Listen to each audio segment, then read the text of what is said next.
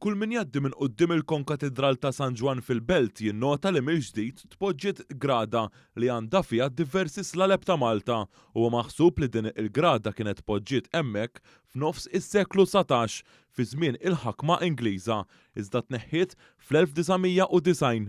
Dwar is-sinifikat tagħha tkellimna mal-kap eżekuttiv tal-Fondazzjoni tal-Konkatedral ta' San Ġwan, Tonio Mallija. Il-grada m'għandniex rekord eżatt meta tpoġġiet, però tpoġġiet jisu bejn l-1840s u l-1850s.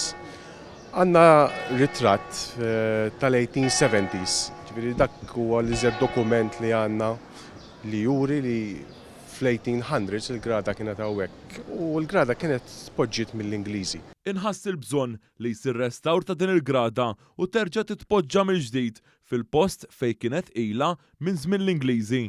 Meta din il-grada tneħħiet fl-1990 inżammet f'post mhux magħluq u bekk kienet issaddet minħabba li kienet esposta għall-elementi.